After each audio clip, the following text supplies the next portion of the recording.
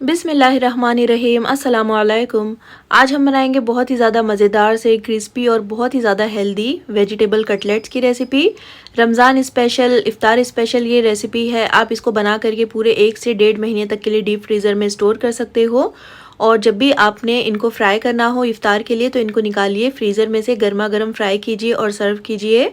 या फिर आप इनको बच्चों को लंच बॉक्स में भी फ्राई कर दे सकते हो। फिर चलिए फटाफट से रेसिपी को स्टार्ट करते हैं। सबसे पहले यहाँ पर एक कढ़ाई में हम 2 टेबलस्पून बटर ऐड करेंगे और साथ ही इसमें थोड़ा सा तेल ऐड कर लीजिए, जिससे कि बटर जो है वो जलेगा नहीं। और अच्छी तरह से बटर को और तेल को गरम कर लीजिए।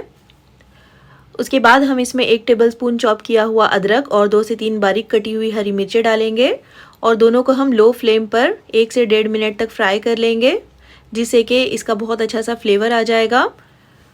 उसके बाद हम इसमें एक बड़े साइज़ की प्याज डालेंगे, बिल्कुल बारीक कट की हुई। और प्याज को हमें मीडियम हाई फ्लेम पर लगातार चलाते हुए फ्राई कर लेना है, जब तक कि प्याज अच्छी तरह से सॉफ्ट नहीं हो जाती और प्याज का जो कलर है गुलाबी नहीं हो जाता। यहाँ पर हम प्याज को बहुत ज़्यादा ब्राउन नहीं करेंगे।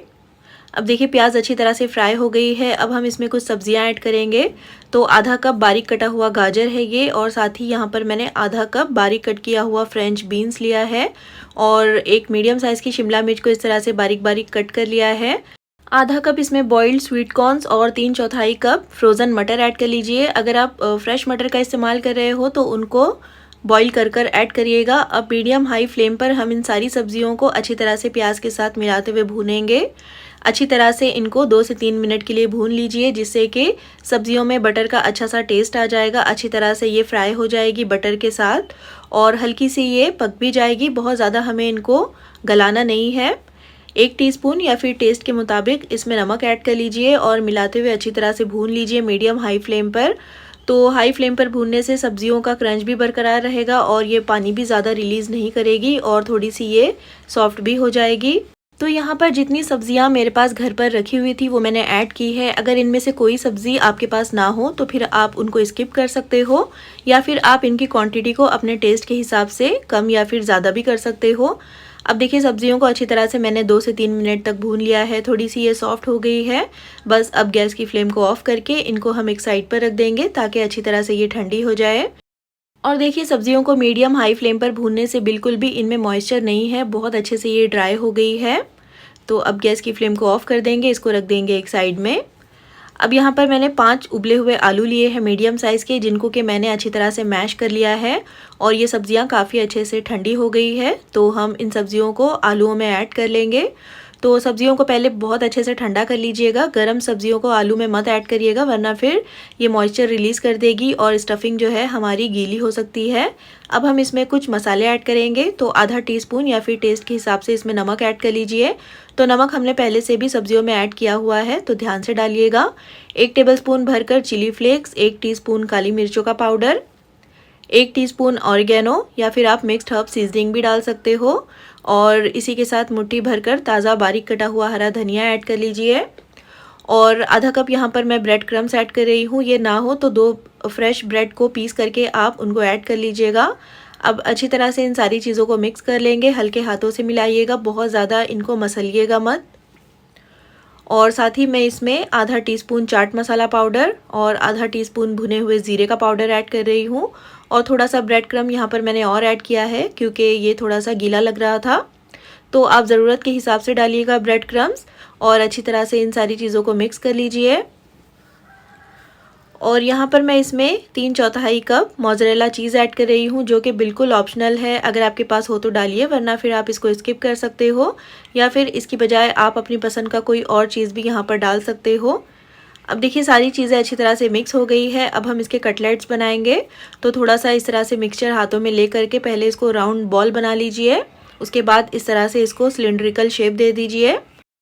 जिस तरह के हम रोल्स बनाते हैं उस तरह के इनको बना लीजिए। और आप चाहो तो यहाँ पर इनको गोल टिक्की की शक्ल दे सकते हो या फिर ओवल शेप भी दे सकते हो, जिस तरह से भी आपको पसंद हो उस तरह से बना सकते हो। और यहाँ पर मैंने मीडियम साइज़ के बनाए हैं, आप चाहो तो बड़े या फिर छोटे भी बना सकते हो।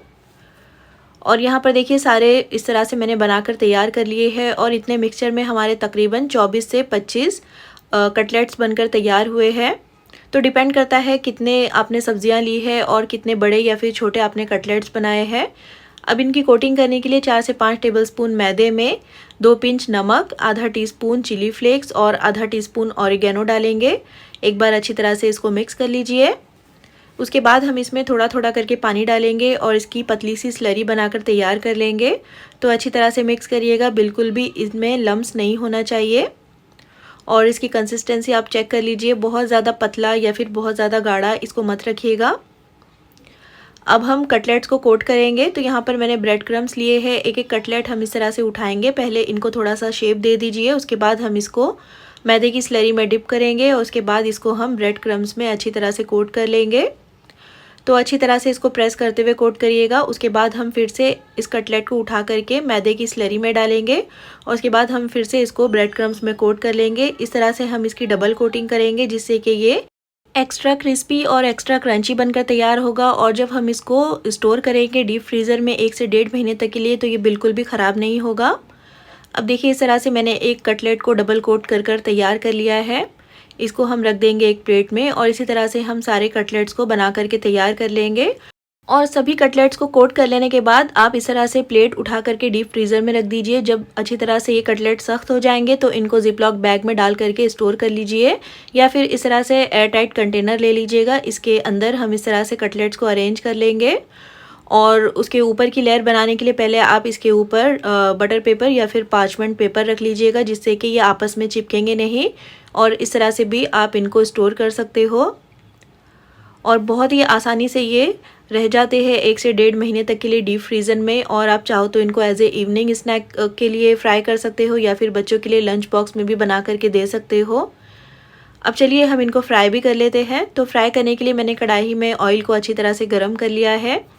तो ऑयल इतना लीजिएगा कि कटलेट्स आसानी से इसमें डूब जाए और एक एक करके जितने कढ़ाई में एक बार में आ रहे हैं उतने डाल दीजिए। और कटलेट को आपने अच्छे गरम तेल में फ्राई करना है, बिल्कुल भी तेल जो है ठंडा नहीं होना चाहिए।